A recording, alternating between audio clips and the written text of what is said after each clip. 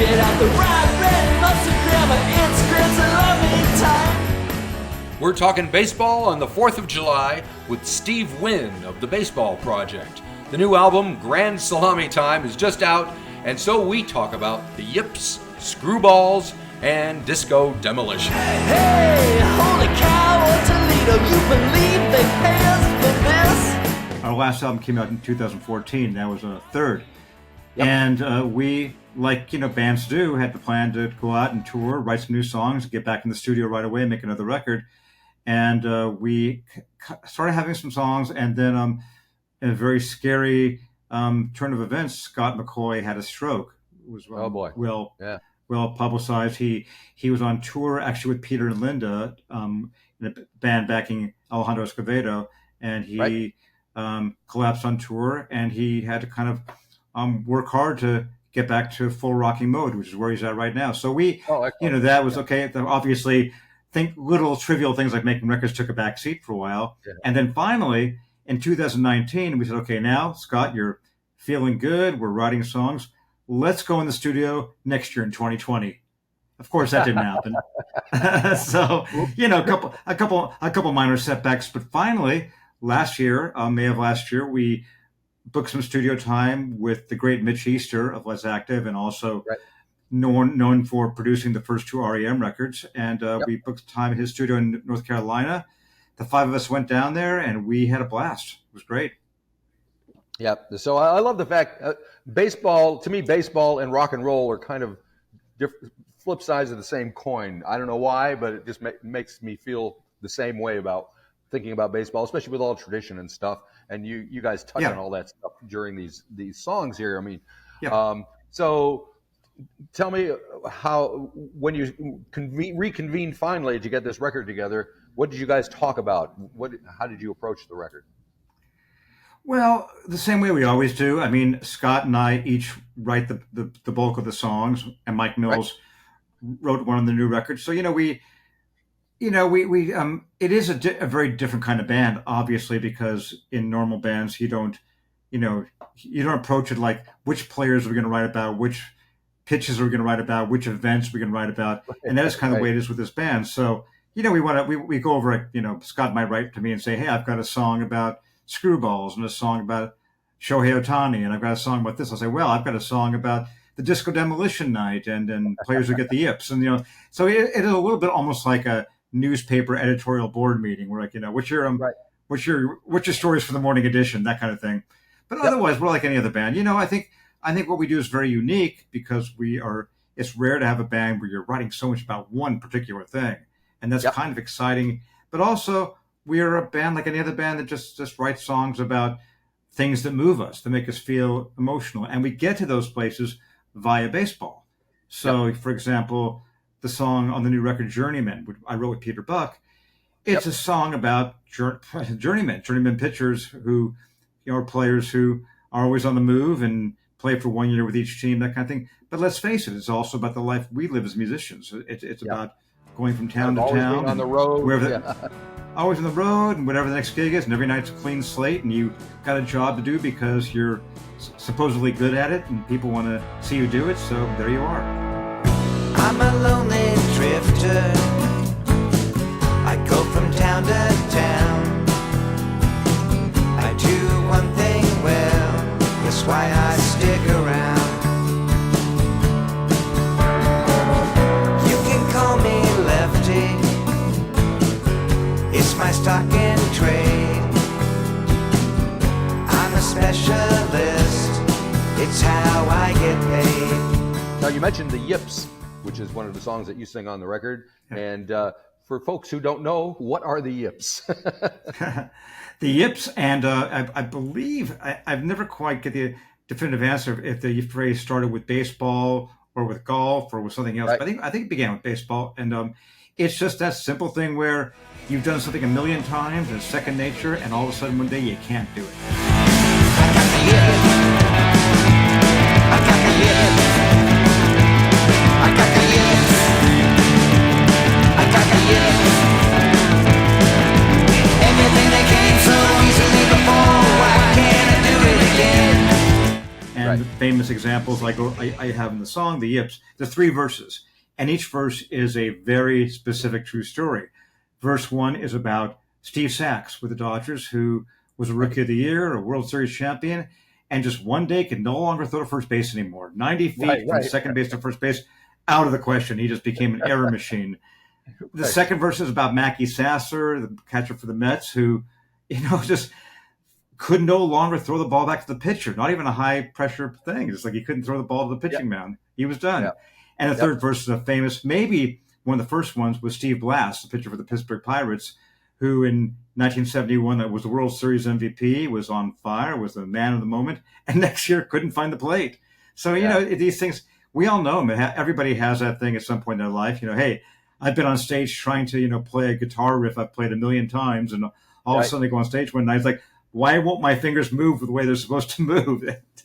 And it's a maddening thing, because it's one of the things, the more you think about it, the worse it gets. So I wanted to write a song about that. It's a funny thing about this record. On our past records, most of the songs were about specific players. We'd write about this player, that player. We covered them all. We've hit all the big ones. We've had Pete Rose and Babe Ruth. We've had lesser knowns like R.E.M, whatever. This record seems to be, with the exception of a few songs, more about events and specific little arcane elements of the game. It's a little more of a behind-the-scenes kind of record, I think. Yeah. Well, speaking of behind the scenes, you get Jim Bouton in there, and I remember when I was 15 when Ball 4 came out. So I was the perfect age for it. When, me and my buddies, we all read every page over and over again. Same here. Same here. Shooting and all this stuff. So that struck a nerve with every adolescent boy. Yeah. Like yes. I've got my All-Star. I've got my All-Star Game cup of water right here. Oh, nice. I'm wearing my Yankee shirt. I saw that. And exactly. Well, yeah. Had you ever met Jim Bouton? I know he's not around anymore, but he. No, I didn't. We actually, we've kind of made references to him a few times over the years. On the first record, our first album had a song called Ted Fucking Williams, and that was, as you probably know, a reference to an anecdote in Ball 4. I also wrote a song about the Mike Kekich, Fritz Peterson wife swapping, as was known, that came also from a Jim Bouton book. So, we've covered a song before, and actually the songs got to Jim Bouton, and he in the past expressed his admiration for the way we wrote about his stories.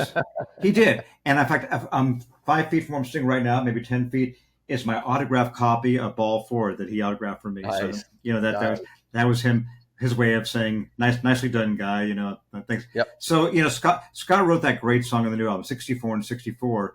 And it's a beautiful song because he writes about, everything, about his golden years when he started, about the Ball 4 era and how he got ostracized for it, and about the dementia that overtook him late in life.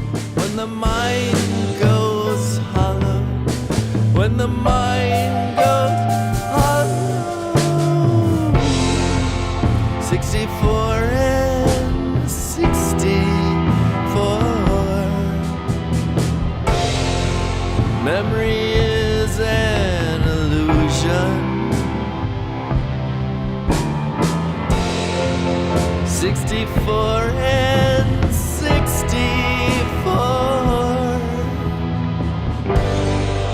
You win some and you lose them. So you really, that's the thing about the baseball project is, you can, in rock and roll, you can write a song about almost nothing, or you can write a song about, Louie, we gotta go now, and whatever else is going on in that song. You can write a song. You can be very minimal in what you want to say. In the baseball project, most of our songs, we're trying to cover a lot of ground in 4 minutes.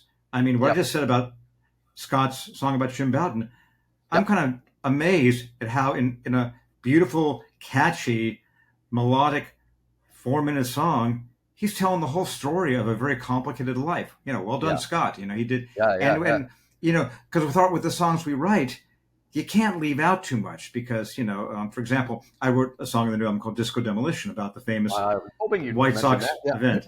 In fact, we're very excited. That's actually going to be our next single and the first video we've ever done. It's going to be a really, really cool video. I'll tell you more about that in a second. But but that song, it's a really complicated issue. I mean, I figure I have to write that song for somebody who's never heard of that event.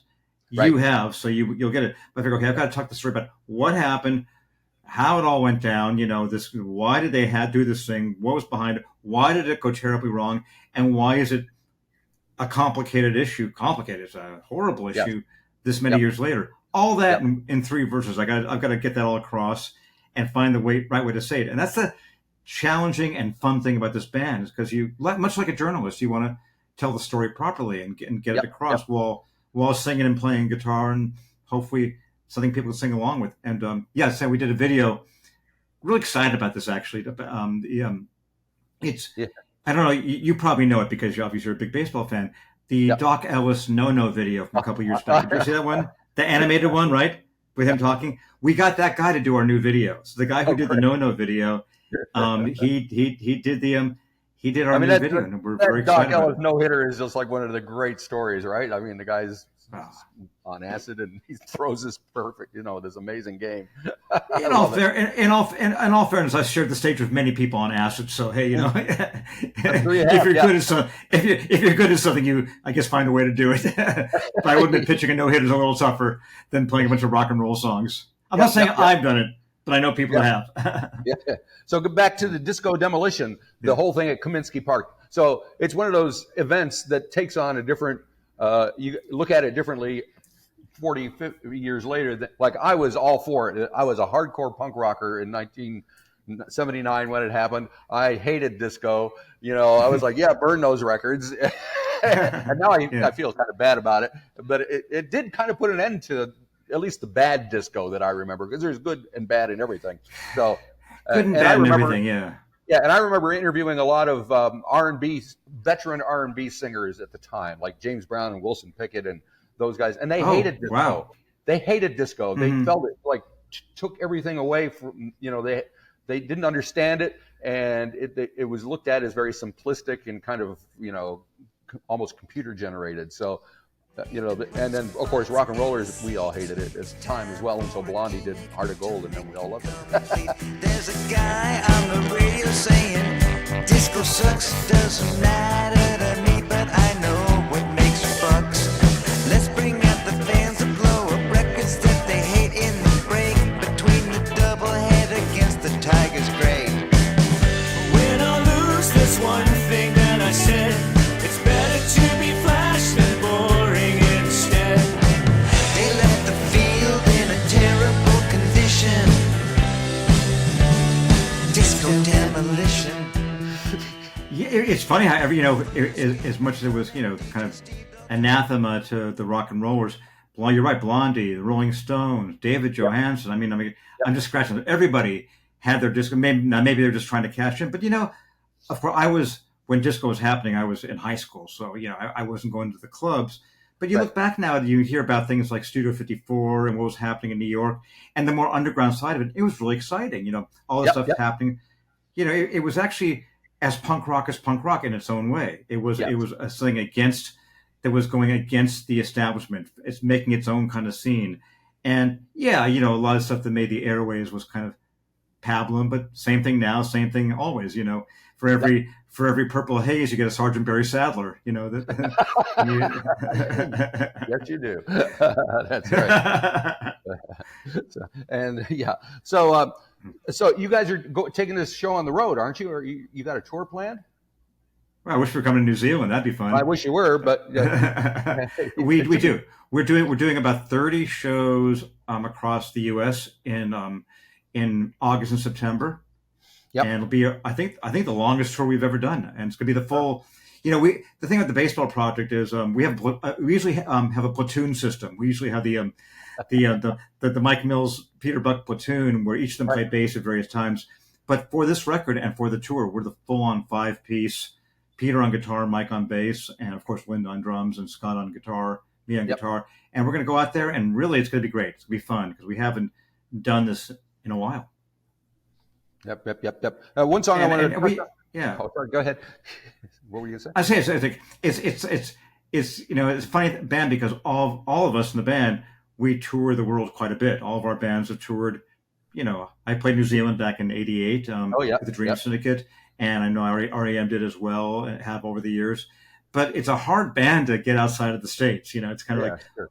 we have played Canada, we have played Japan, and some places they and even Italy where they consider baseball fans. But I'm always the one in the band who would be quick to say, "Oh, let's take it around the world." But also, I know, like from playing the songs at my solo shows in Europe, people sometimes look at you when you're singing these things and they think, I love the melody, but I don't know what you're talking about. I don't even know. Who the heck is Gaylord Perry? Right, exactly. Well, we have some songs like Journeyman, and a few others that are kind of universal, that the kind of, I think, work for a lot of different people. And I've made jokes also that, I just finished a European tour last month. I was up by myself, and I had a friend of mine who, friend of the whole band, German guy who's a big music fan, but also a big football fan. Right. And I said, man, you should come to my shows and stand on stage while I'm playing these songs and interject soccer players' names into our songs. Right. Yeah. Like subtitles, we sing about Mark Pitchers, you can go Maradona. yeah. Well, here it's rugby. Rugby is everything. I wanted to talk about the song Stuff, because I think Mike Mills is singing it, and it's kind of about doctoring the pitch. And of course, baseball is rife with those. I remember the pine tar incident when it happened. And it was like wild, man. So tell me a little bit about what you can tell me about that song, how it came about. I've got something up my sleeve.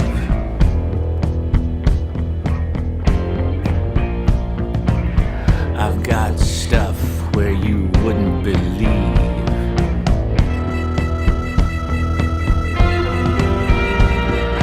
Of my cap to the tongue of my shoe, my third baseman knows what to do. He's got stuff. Oh yeah, that one. Mike wrote that song and he sings it.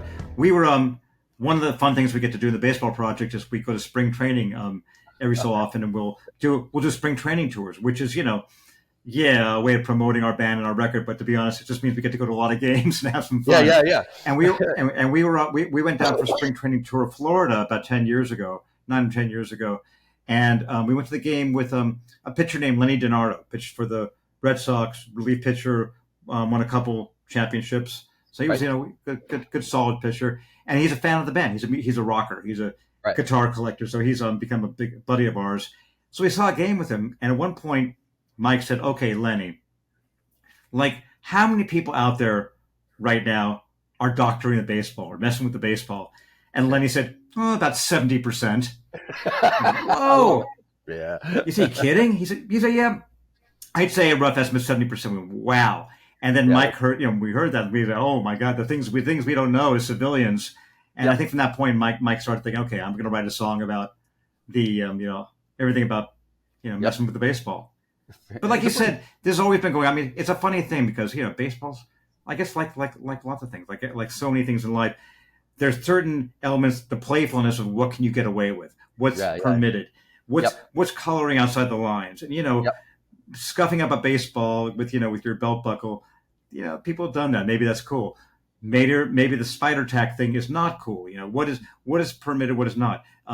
Having drinking a thermos of coffee or taking a bunch, is fine, but taking steroids isn't. So it's kind of like, I'm not saying, and I'm not here defending spitballs or steroids, but I'm just saying it's a funny game.